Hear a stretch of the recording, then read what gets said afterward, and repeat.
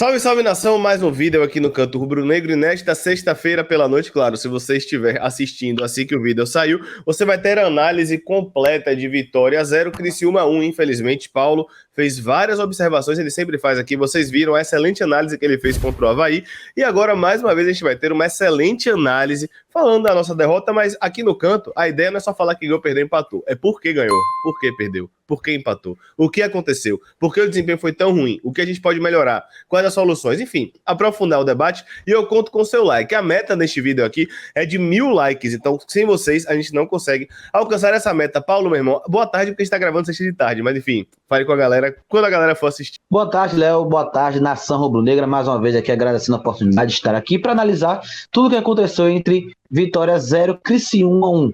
Né, desmistificar algumas coisas, entender o que aconteceu e o porquê algumas situações não aconteceu como o Vitória previu e, obviamente, trazer aqui, como sempre, uma análise completamente imparcial do nosso jogo e apontar, sobretudo, além de coisas boas e ruins, o que é que acontece no futebol do Vitória e a diferença do Vitória fora de casa pro Vitória dentro de casa. Existe a possibilidade de que você esteja assistindo esse vídeo no YouTube, porém não completo, porque da última vez deu direitos autorais. Saiba que o link, por via das dúvidas, do vídeo completo, com análise completa, estará na descrição e no comentário fixado, caso eu precise cortar algo aqui. Na dúvida, você dá uma olhada, beleza? Vamos lá, Paulo. Vamos começar falando. O seu primeiro ponto aqui, na verdade, é a organização ofensiva do Vitória e a distância entre as linhas, muito por conta daquele 4-2-4, que eu discordo até da galera falando que não deu certo, porque contra o Londrina, por exemplo, funcionou. Mas, ao mesmo tempo, parece ter sido um ponto fora da curva, né, bicho? Perfeito, né? E contra o Londrina não era o quarteto ofensivo que a gente tem hoje, né? Contra o Londrina foi Oswaldo, Mateuzinho, agora é Oswaldo e o Wellington Nem. Mas, enfim, a verdade é que o Vitória, como o Léo trouxe muito bem, joga no 4-2-4, como a gente pode ver nessa primeira, né, dinâmica do Vitória com a bola, né, a saída em 4+2, com os dois zagueiros, os dois laterais na base da jogada, aquela saída de 3.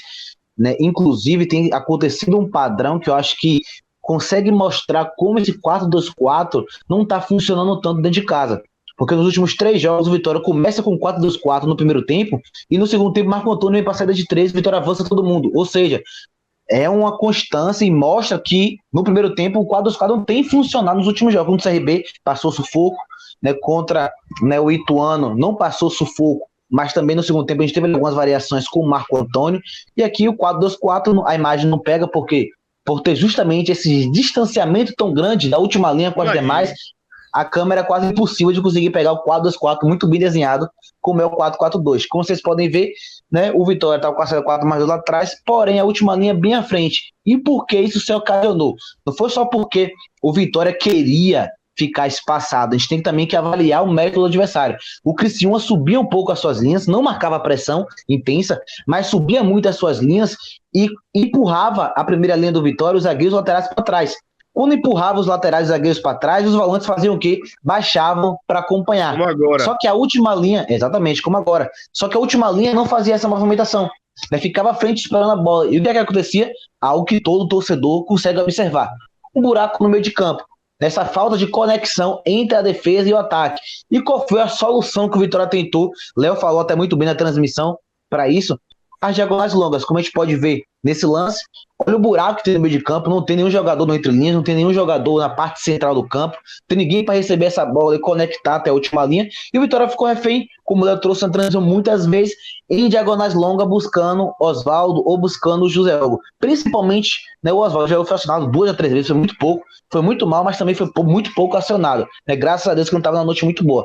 Mas de resto, o Vitória tentou esse 4-2-4, mas não conseguiu, né, ser tão efetivo, porque primeiro o Criciúma empurrava essas 2 primeiras linhas para trás e a última linha não acompanhava. Daí, como o Wellington Nem fica ao lado de Trellis e Oswaldo já esses 4 alinhados, acaba que, embora a gente gere superioridade numérica no último terço, a gente fica sem essa conexão em alguns momentos no corredor central. Então, não é que o 4-2-4 não funciona ou é ruim. Precisa ser trabalhado principalmente contra equipes que colocam dificuldade da gente. Como vocês podem ver, Marcelo pega a bola, não tem ninguém para jogar por dentro. E aí a escapatória do Vitória ou era essa diagonal longa pro ponta, ou era fazendo passe no ponta de costas com a pressão. Aí a bola batia e voltava, a bola batia e saía pra lateral, mas o Vitória não conseguia ser vertical e por isso o Criciúma teve ali grande controle do jogo. Grande controle, principalmente no primeiro tempo. Nessa imagem fica muito claro, né, que o Wellington Ney realmente está alinhado ali com o Trellis. O Oswaldo tenta flutuar com o Zé Hugo pelos lados, mas o Vitória fica sem muito repertório, Paulo. Acho que a palavra é essa. Exato. A gente fica sem muito repertório. Tome bola longa de Zeca. Não tô falando que a culpa é de Zeca, pelo amor de Deus, mas fica muito claro agora nesse frame. Olha onde o árbitro tá e a distância de Rodrigo Andrade para o Wellington Ney. E com isso, o Vitória praticamente não conseguiu jogar no primeiro tempo. Muito ruim a atuação do Vitória. Eu falei ontem no Canto Cast que pra mim foi a pior partida do Vitória na Série B, porque contra a Tombense você tem uma justificativa, tem o gramado ruim, tem o time cansado, tem uma série de fatores que você ainda consegue, beleza, entender. Você tirou os 3 zagueiros, terminou com a linha de zaga toda a reserva e tomou pressão. Contra o Criciúma, não tem contexto. Contra o Criciúma, não tem nenhum tipo de justificativa, até porque o Criciúma jogou na quinta e viajou pra cá no domingo. O Criciúma estava cansado e cheio de desfalques. Então não justifica essa partida ruim do Vitória, né? Perfeito, e também não é culpa de Zeca, não é culpa de Rodrigo Andrade, Marcelo, que forçou tantas bolas longas, e também não é culpa de Wellington Ney. Se o time do Vitória, por exemplo, fosse um 4-2-3-1, aí o Vitória não conseguisse ali conectar o Wellington Ney, teria culpa de alguns jogadores, mas se o Wellington Ney tivesse com o Teles aliado, ele estaria errado. Né, como muitos momentos no passado, o Jadson era para estar um pouco mais ali na faixa central e fechava também junto do centroavante. Então não é culpa do Wellington Ney. A Vitória joga no 4-2-4 e quando pega equipes que conseguem empurrar essas linhas para trás e tem uma compactação defensiva muito boa, vai passar sufoco porque fica faltando esse conector no meio de campo. Você que assistiu até aqui, não esquece do like, tá? Vamos agora, que Paulo separou aqui, para os erros na tomada de decisão, algo que acontece há muito tempo, na verdade. Perfeito. Nesse jogo, né, no primeiro tempo, não é que o Vitória não teve espaço para atacar o Criciúma. O Criciúma foi melhor no primeiro tempo, teve uma solidez defensiva muito boa, criou algumas chances, mandou do jogo. Isso é um fato no primeiro tempo. Mas não foi por conta disso que o Vitória não conseguia, ou melhor, não tinha espaço para construir. O Vitória teve, porém, como o próprio Léo Condé falou na coletiva, pecou muito, né, no nervosismo e na tomada de decisão. A gente vai ver aqui uma sequência, começando por esse lance, de vários contra-ataques que o Vitória desperdiça em sequência no primeiro tempo.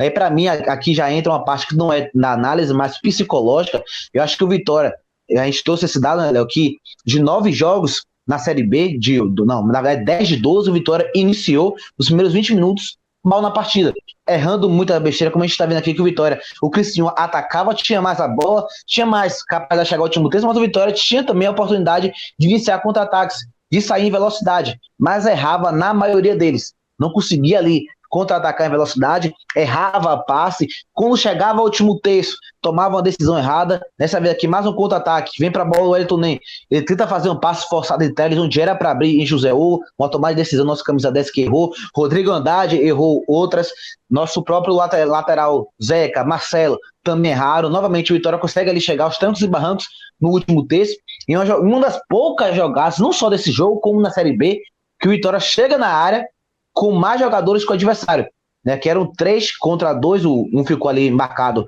na legenda e o Rodrigo Andrade perde a bola. Então, é algo que precisa também ser trabalhado, principalmente dentro de casa, essa tomada de decisão que tem errado bastante. Lembrando que a meta do Canto é bater 40 mil inscritos. Se você está chegando por aqui agora, se inscreva, porque aqui a gente tem conteúdos diários também, com análises táticas, como vocês podem ver aqui. Aqui o Criciúma construindo durante o jogo, Paulo. Perfeito, né? A gente sempre, quando analisa, a gente foca mais no Vitória, porque obviamente é o nosso time e é quem a gente cobre. Mas para entender algumas dificuldades que o Vitória teve, ou também, né, alguns benefícios que o Vitória teve perante o adversário, a gente tem que entender qual era a proposta deles.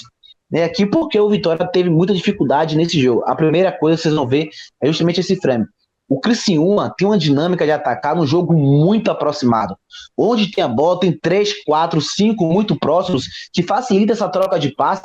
E o Criciúma chegava, né, não foi o único, mas o que mais chegou com facilidade no último terço do Vitória foi o Criciúma. O que me preocupa é que não foi somente o Criciúma foi o que chegou com mais facilidade. Mas todos os outros adversários, mesmo nas 5 vitórias seguidas, se vocês pegarem as transmissões que a gente faz, as análises, vocês vão ver que a gente fala disso, que o adversário não estava marcando gols, mas chegava com muita facilidade. Permanece mesmo até hoje. Com Vitória líder. Mesmo com Vitória líder. A diferença é que quando a gente pegou equipes melhores, ficou mais evidenciado. Pegou o Atlético Goianiense, tomou 3 bolas na rede. Pegou o Mirassol, tomou 2 bolas na rede. Pegou o Criciúma, tomou uma bola na rede, podendo tomar mais. Né? Então, o que aconteceu nesse jogo para o Criciúma conseguir gerar muito volume e prejudicar o Vitória, principalmente ganhava a maioria das segundas bolas no meio de campo, Isso, como as linhas eram espaçadas, isso gerava um espaço muito bom de construção e uma chegada muito fácil deles no último terço.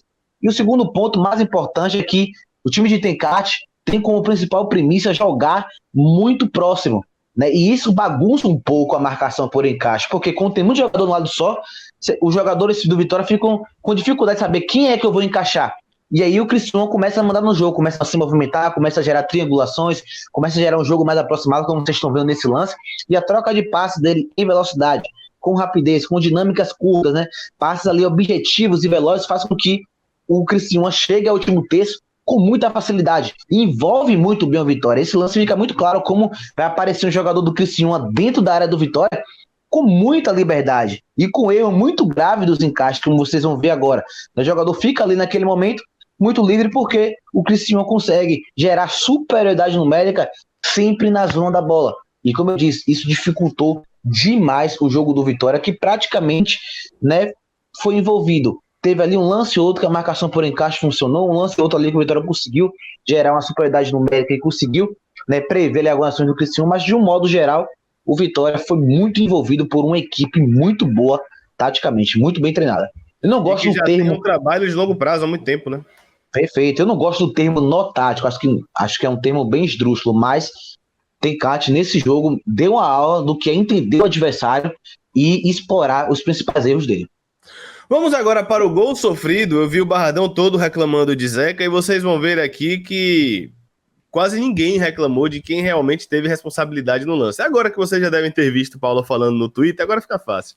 Mas vamos colocar aqui o gol sofrido do Vitória, Paulo. Lembrando que o gol foi com 14 do primeiro tempo, tá? Vocês vão entender por que eu tô falando isso. Perfeito. Aqui a gente vai ver o lance do gol que escancara mais uma vez a nossa deficiência de marcação por encaixe quando a gente joga com equipes assim. Primeiro, padrão, só pra gente se situar, a Vitória marcando no 4-4-2. Até aí, tudo bem. Até aí, as linhas bem definidas. Eu falei isso pra Paulo, velho. Nesse momento aí da transmissão, eu vou até ser eu acho. Falei, pô, Paulo, agora as linhas estão até bem definidas, estão 4-4-2 certo. O problema é quando a bola começa a rodar, começa a virar bagunça. E aí depois a gente tomou o gol. Exatamente, perfeito. Tô me lembro. De bora. Me lembro, foi isso mesmo. Me lembro perfeitamente, exatamente. E aconteceu justamente isso. O 4-4-2 estava bom até o momento, e aí começa, né, uma bola de neve. Primeiro, o adversário baixa no entre-linhas do Vitória, atrai Wagner Leonardo, e vale salientar, Wagner Leonardo não erra, tá, gente? Isso eu até conversei com o torcedor, por quê? Se o Vitória tivesse um treinador que falasse assim, olha, a gente vai marcar predominantemente por zona, eu quero que o entre-linhas fique sob a responsabilidade dos meus volantes. E aí você tem o Wagner Leonardo indo até o meio de campo, aí sim é erro dele. Aí eu vou concordar com todo mundo. Porque não é treinado, não é direcionado e não foi passado para o jogador. Essa perseguição alta. Ótimo. Até porque se fosse por zona, talvez os volantes não estariam nem tão lá na frente. Mas a partir do momento que você tem uma marcação predominantemente por encaixes, você não pode reclamar que o jogador decidiu encaixar um jogador até o meio de campo. Porque a marcação por encaixe torna o tipo de marcação mais intuitiva. Então, por exemplo, se você tem o Rodrigo Andrade com um na direita e um na sua esquerda, você não pode reclamar se ele vai um na direita ou na esquerda, a não ser que tenha um já indo na esquerda e um na direita sozinho. Aí se ele for na esquerda, ele tá errado. Mas se tiver dois livres, você não pode reclamar que ele escolheu um e o outro ficou livre. Por quê? Porque a marcação por encaixe gera um jogo intuitivo. Ou seja, fica no último critério a cargo do jogador definir quem ele vai marcar. Aqui é só um contexto básico. Então aqui, Wagner Leonardo, se ele tivesse em outro tipo de marcação, e não fosse direcionado a ele, beleza, pô, Wagner Leonardo não precisava ir também de campo, você errou, o volante era para estar mais atrás ali, você saiu para perseguir, tranquilo. Mas como você tem uma marcação por encaixe, você não pode cobrar que o jogador errou fazendo o que ele é treinado para fazer. Vem um jogador livre e marcar no encaixe. Perfeito. E um detalhe é que Wagner faz isso desde a primeira rodada. Exatamente. A gente não pode observar as características, a gente que eu falo, eu e o Paulo, a galera que acompanha as análises, a gente não pode observar a característica de jogador só quando toma o gol. Desde a primeira rodada contra a Ponte Preta, ele sai para caça. Desde a primeira rodada contra a Ponte Preta, ele sobe pressão. Desde a primeira rodada ele faz isso. É a 12ª rodada que Wagner Leonardo joga, salvo engano ele jogou todas, acho que ele jogou todas, e todas as rodadas ele fez isso, com vitória líder, com vitória ganhando, com vitória empatando, com vitória perdendo. Então não, ele não errou no lance. Siga, Paulo. Perfeito, e assim como muitos lances, ele conseguiu desarmar fazendo justamente isso. E recuperar, matar um contra-ataque que poderia ser mortal. Mais uma vez aqui enfatizando, né, o jogo aproximado do Criciúma, conseguindo ali gerar essas articulações curtas, e isso bagunça demais o sistema defensivo do Vitória. O Vitória que estava tentando ali fazer alguns encaixes, né, de uma forma, né, bem articulada, acabou, infelizmente, né, caindo nesse estilo de jogo do Criciúma, que fazia essas aproximações e que gerava alguns malefícios. Aqui vem a sequência do lance, que para mim é um dos principais, assim, para defender alguns jogadores na jogada e para não condenar, mas para mostrar a ênfase negativa de outros. Nesse lance aqui, quando o jogador pega a bola, a gente pode ver que tem 3 jogadores livres no meio de campo do Vitória, do Criciúma. 3 jogadores livres. Ou seja, a marcação por encaixe que já foi com Deus. Não funcionou mais. Vai Leonardo, veio no meio de campo, perseguiu o jogador que estava livre no entre linhas e se receberia, viraria para o nosso campo, poderia conduzir com muito terreno e velocidade. E a nossa primeira linha fica com 3 jogadores. Aqui, José Hugo estaria errado em não voltar para fazer ali uma espécie de lateral momentâneo. Ele estaria errado se a bola viesse para a direita. Se a bola viesse para a direita, ele teria que fazer essa recomposição para ajudar na primeira linha. Com a bola vindo na direita e o lance é rápido, não se pode cobrar José Hugo vir, fechar ali com o Marcelo. Então aqui, primeiro, o José Hugo não tem curva. E olha que para mim, o José Hugo falha defensivamente. Lances como esse, do lado dele, acontece 99% das vezes. Ele falha isso, mas nesse lance aqui em específico, não coloca a culpa em José Hugo. Na sequência, você pode ver que muita gente fala, Zeca não sai. Não, por que Zeca não saiu? Olha como eu coloquei ali uma seta com 2x. Se Zeca sai no lateral logo de cara, tem 2 jogadores ali no meio, próximo ali ao juiz, que receberia essa bola e iria conduzir e quebrar a nossa linha. Ia chegar o gol adversário, ou poderia fazer o passe de ruptura no jogador que Zeca sair fazendo facão nas costas dele. Então, ele não poderia ir no lateral, porque cederia espaço no meio de campo e teria um buraco ainda maior na defesa para o Criciúma infiltrar.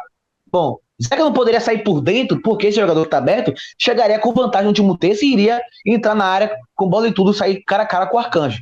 Então, Zeca, inteligentemente, não sei se essa palavra existe, temporiza para não deixar com que o jogador adversário tenha mais facilidade de chegar ao último terço. Então aqui Zeca e José Hugo a gente tira do parâmetro de erro, na minha opinião. Leonardo também. Camutanga e Marcelo também. O que acontece aqui é que Osvaldo, que era o ponta, que tem que acompanhar os jogadores no corredor laterais, ele fecha por dentro, porque o jogador está por dentro, só que ele nem fecha o espaço no volante, nem sai no portador da bola. Então o que é que ocasionou isso aqui? Ele tenta fechar a linha de passe pro lateral, mas não consegue fechar a linha de passe, que a bola, obviamente, entra no jogador. E aí acaba que, Léo pode dar o play, a bola entra no corredor lateral, o jogador chega com vantagem no último terço. Só não deu o play porque a gente não falou de Marco e Andrade. Eles estão muito na frente devido aos encaixes. É importante que a galera observe agora a partir do lance Rodrigo Andrade e Marco Antônio, tá? É que a gente vai ver o porquê, para mim, Andrade foi um dos jogadores principais, não pro gol acontecer, mas para não ser o responsável por talvez evitar o gol. Aqui já vem a bola aí no corredor lateral e vem, para mim, o grande ponto. Lembra que o Léo falou lá no início? Foi com 14 minutos de jogo, vocês iam entender o porquê. É justamente por este ponto aqui. Quando a bola entra no corredor lateral, a defesa do Vitória está desestruturada, Leonardo já voltou para a linha, pelo menos isso já aconteceu, a linha ali já está prestes a ser formada novamente, mas aí vinha a recomposição do Vitória para acompanhar a dinâmica ofensiva do Criciúma. E aqui que alguns jogadores falham. O Wellington nem, ele vem até o meio de campo, ele já faz o que não deveria fazer, que era voltar, acompanhar e tal, e depois para, porque dali para trás a Ceará não é mais dele. Mas o senhor Osvaldo e o senhor Rodrigo Andrade, que são os grandes jogadores de que a torcida tem total direito de enfatizar a Série B dos dois, mas ambos erraram nesse lance. A gente pode ver que no início da jogada, Marco Antônio e Rodrigo Andrade estão na mesma altura, estão na mesma linha da jogada. E quando Marco vê que o jogador está chegando, olha onde Marco já está. E olha onde o Rodrigo Andrade ainda está. Então, você vai ver, os dois estavam na mesma linha, estavam na mesma altura, mas Marco, quando observa que a bola vem no último terço, ele é o único do Vitória que se dedica ao máximo em chegar para fechar o espaço. Rodrigo Andrade está quase 8 metros de distância de Marco no final do lance. Então, para mim, é um grande jogador, assim como o Osvaldo é um grande jogador, mas tanto Osvaldo como o Rodrigo Andrade poderiam ter tido uma recomposição mais veloz. E aqui a gente vai ver que, na sequência, como o jogador está à frente, Arcanjo tem que sair do gol, porque ali, no primeiro momento, tinha um ângulo de chute, então ele tem que sair para fechar o primeiro pau e fechar o ângulo de chute. Depois o jogador perde um pouco o time, aí a bola chega ao último terço. Mas na origem que Arcanjo sai, ele tinha que sair porque tinha um ângulo de chute nesse exato momento. E Camutanga e Marco vai porque vê que o jogador chega à frente e sai para encurtar. E aí Fabinho fica completamente livre. Por quê? Porque o único volante que recompôs com velocidade foi Marco Antônio. Em tese, se o Rodrigo Andrade volta com a mesma velocidade, com a mesma entrega que Marco volta, ele estaria num ponto de interceptação da bola para Fabinho. Ou seja, foi um cobertor curto, onde muitos jogadores foram condenados, como eu vi, eu e Léo, a gente viu muitos pessoas, Marco Antônio falhou no gol. Poxa, o único cara que volta correndo para marcar é Marco Antônio. O único que se dedica até o fim. Marco Antônio tá no meio de campo e volta até a linha final do campo. Enquanto o Rodrigo Andrade vem com passadas curtas, né? E Osvaldo também. E repito, 14 minutos do primeiro tempo. Não justifica. Não justifica e é bom sempre trazer as análises, Paulo, porque é claro que na hora do jogo é normal a galera ficar retada, reclamar, mas aqui a gente tem que falar com mais calma, com mais argumento, para que a galera veja que nem sempre o que a gente vê no jogo, na verdade, e eu falo inclusive isso por mim e por você também, geralmente o que a gente vê no jogo não é exatamente o que aconteceu. Como a gente já faz o trabalho das análises há mais tempo, a gente já consegue ter uma leitura ali do que acontece na hora do jogo, algumas pessoas também. Mas é difícil, não é das coisas mais fáceis, não.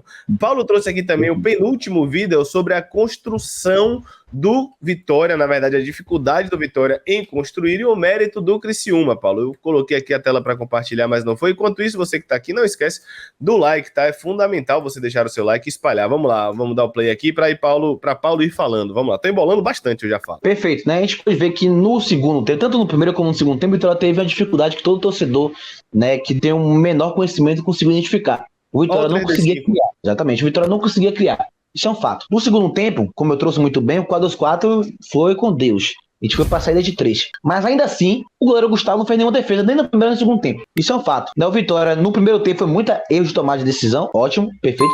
No segundo tempo, não foi tanto erro de tomada de decisão, mas o porquê o Vitória, mesmo não errando tanta decisão como errou no primeiro tempo, não conseguiu chegar. Sabe por quê? Porque, curiosamente, o feitiço virou contra o feiticeiro. O Criciúma começou a fazer uma marcação por encaixe muito boa, como vocês estão vendo agora aí, sempre colocando ali igualdade numérica. Olha como nesse lance fica ainda mais claro, como tá todo mundo muito bem encaixado, o Vitória não conseguia entrar. E quando entrava, ficava assim repertório, como eu trouxe muito bem. Então aqui a gente pode ver, né, o Criciúma, ele marcou no segundo tempo, variou pro 5-4-1 e pro 4-5-1. Né, colocaram muitas vezes uma linha de 5 no meio de campo para impedir que o Vitória chegasse. E isso dificultou muito o Vitória chegar ao último terço. Então, teve o demérito do Vitória de não conseguir criar tantas chances e principalmente não, né, sujar o uniforme do goleiro Gustavo, teve. Mas também teve muito mérito do Criciúma, que fez um bloco baixíssimo. Os jogadores do Vitória zagueiros praticamente em todo lance estavam à frente ali, né, do meio de campo. E o Criciúma nesse 4-5-1, sempre quando a bola chegava no meio de campo, eles estavam muito bem compactados. Estavam ali fazendo a marcação por encaixe e forçavam o Vitória a jogar pela lateral do campo. E quando jogava pela lateral do campo, só tinha 3 de alto na área. Aí outros lances tinha o Elton muito baixo. Aí quando era do lado oposto, tinha o Osvaldo, muito baixo. E acabou que ficou muito fácil para ele no jogo, onde eles conseguiam fechar muito bem o espaço do Vitória, principalmente por dentro. Obrigavam o Vitória a jogar a maioria das vezes pela lateral. E quando chegava cruzamento, eles interceptavam. O Vitória chega no segundo tempo com o Criciúma, o Vitória conseguiu chegar, a gente vai ver daqui a pouco. Mas a maioria dos lances que o Vitória não conseguiu ter essa presença tão grande, essa ênfase ofensiva tão grande, foi porque o Criciúma basicamente anulou todos os espaços do Vitória com um bloco baixo, com o 5-4-1 variando por 4-5-1 e obrigava o Vitória constantemente a fazer cruzamentos na área. E sempre em inferioridade numérica. Sempre só com o Trellis, o Elton que era baixinho, aí era 3-2, 3-1, 4-3, 4-2. E o Vitória praticamente viveu de bolas na área, de cruzamentos na área e praticamente sem nenhum tipo de êxito. Teve a bola de Elton no segundo tempo que ele cabeceia errado e a de Trellis que ele cabeceia na mão do goleiro. De resto, os cruzamentos não funcionaram. Mais uma vez aqui a gente pode ver o Criciúma com esses encaixes, né, individuais, obrigando o Vitória a jogar para trás. O Vitória não conseguia encontrar espaço. Por isso que o Léo Condé coloca Giovanni Augusto por dentro, por isso que o Léo Condé coloca GG para ajudar na construção, por isso que o Léo Condé depois coloca os 35, o Thiago Lopes no entre linhas, porque o Vitória não estava conseguindo conectar muito esse jogo vertical pelo corredor central. E como eu disse, obviamente, devido à marcação por encaixe do Criciúma, que anulava completamente qualquer capacidade que o Vitória tinha de construir. Né? O Vitória ficava rodando a bola de um lado para o outro, tentando encontrar os espaços, aí acionava o Marcelo na esquerda, voltava, acionava o Railan pela direita, voltava, fazia um passe ali vertical curto no Rodrigo Andrade, voltava, bola ia na lateral, fazia um cruzamento e não dava em nada.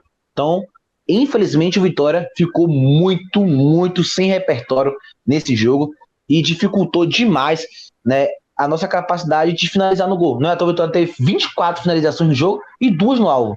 Número horrível, né? Um número que não justifica, né, absolutamente nada para um time que quer subir e ser campeão da Série B. Muito ruim, por isso que eu digo, para mim foi o pior jogo do Vitória na Série B, eu digo isso tranquilamente. Para mim, realmente foi muito ruim, velho. Pra mim foi o pior jogo do Vitória na Série B. E aqui o último vídeo de Paulo falando dos encaixes e da dificuldade do Vitória em definir. Deixa eu colocar aqui na tela do StreamYard. Mais uma vez eu peço, você sabe o quê? Eu peço o seu like, se inscreva aqui no canto, espalhe pra galera, arruma 40 mil. Esses conteúdos de análise são exclusivos aqui do Canto Rubro Negro, tá?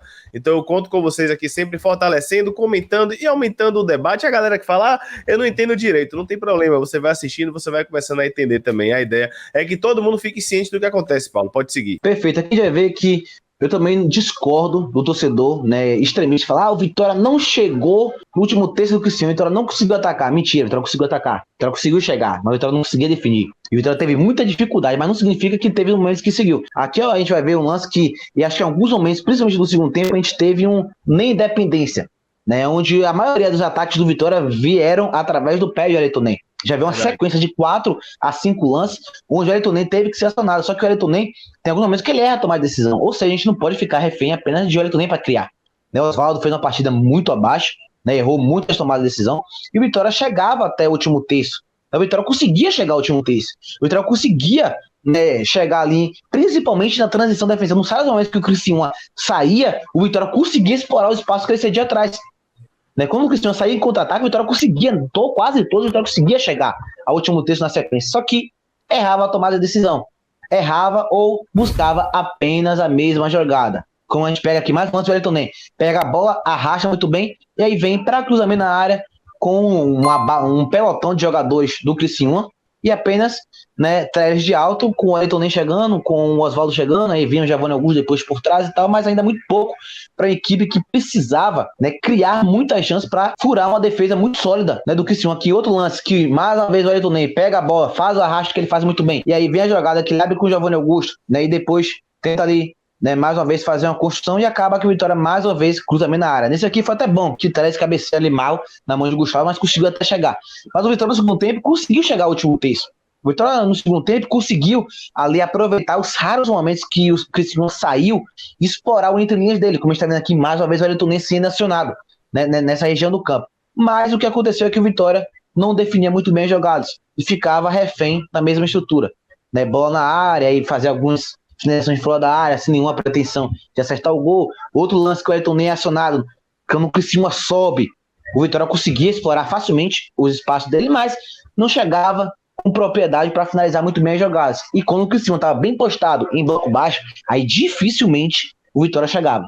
Foi raro os momentos que o Vitória chegou com o Criciúma postado. Teve aquele lance de Thiago Lopes que muita gente reclamou de pênalti e tal, e ele acabou, né, não conseguindo finalizar. Mas nos outros momentos o Vitória só chegava quando o Criciúma saía. E quando saía, cedia muito espaço. E aí vinha o Vitória, né, na lateral do campo. Agora o Wellington Ney pega a bola por dentro, no contra-ataque, no espaço do adversário. Daí o Osvaldo começa a sessão de cruzamento.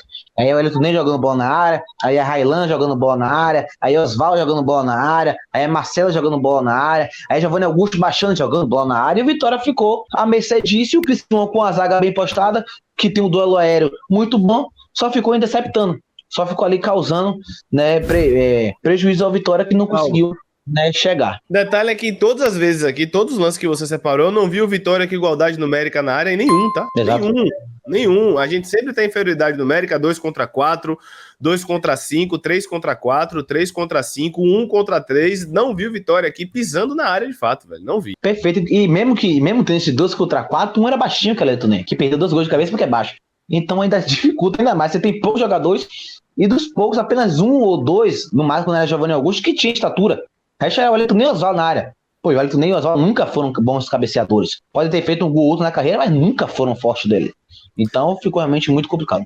E aí, Paulo, vamos falar agora de soluções. Para pegar o Guarani, eu não acho que Condé vai mudar o tipo de marcação, a gente vai manter os encaixes. Você acha que ele vai com os 3 zagueiros ou que ele mantém a estrutura e muda a formação da equipe? Eu não sei se ele vai com 3 zagueiros, porque ele perdeu o Camutanga. Se tivesse Camutanga, acho que eu cravaria que ele iria com 3 zagueiros. Como não tem um Camutanga, eu não sei se ele vai colocar o Ian, já na partida titular, que jogou apenas 10 minutos, né, em um jogo, não sei se ele vai colocar o Ian. E não sei se ele vai tirar o Marco Antônio, porque pelo que eu vejo das coletivas de Condé, e eu acho que ele gosta muito de Marco Antônio com volante. Embora muitos tenham uma crítica, eu acho que ele gosta muito bem de Marco Antônio. Então eu não sei se ele vai com 3 zagueiros. Eu iria. Não sei se com o Ian ou com o Marco Antônio, mas eu iria com 3 zagueiros nesse jogo sim. Caso ele não vá com 3 zagueiros, como é que você entra? Se não for com 3 zagueiros, vai com o Lucas Arcanjo, Zeca, João Vitor, vai Leonardo, Marcelo, Marco Antônio, Rodrigo Andrade, Giovanni Augusto, aí o Wellington Ney Osvaldo e Trellis. Eu iria assim também se não fosse pra ir com os 3 zagueiros. E se fosse pra ir com os 3 zagueiros? Zagueiro Arcanjo. Ah, meu Deus, agora de ala. Zeca de ala. Tem um pesadelo. Arcanjo, Zeca, João Vitor, vai Leonardo e o Ian com Marcelo na esquerda, Marco Antônio, Rodrigo Andrade, Wellington, Osvaldo e Trellis. Eu não sei se eu tiro o Marco, acho que é mudar muito. Tipo, eu também acho que não tira o Marco de lugar, não. Você vai ter que mudar muito. Por exemplo, você já tá mudando a zaga, vai botar 3 zagueiros, você vai mudar a zaga e o volante. O cara já tem que entrar um volante no lugar de Marco, ele iria pra zaga. Acho que iria já fazer muitas mudanças, embora ele tenha tempo pra isso, né? Mas eu iria com os 3 zagueiros com o Ian. Eu também iria. É isso, galera. Mais um vídeo por aqui. Se inscreva no canto rumo a 40 mil. Conteúdo exclusivo aqui pra vocês. Mais uma vez, obrigado, Paulo. Tamo junto e que a próxima análise de Vitória seja do Vitória ganhando por 4-0, porque são 4 lei do ex. Pablo Diogo, Giovanni Augusto, Rodrigo Andrade e João Vitor. Valeu, galera. Tamo junto. Um abraço. Valeu, galera.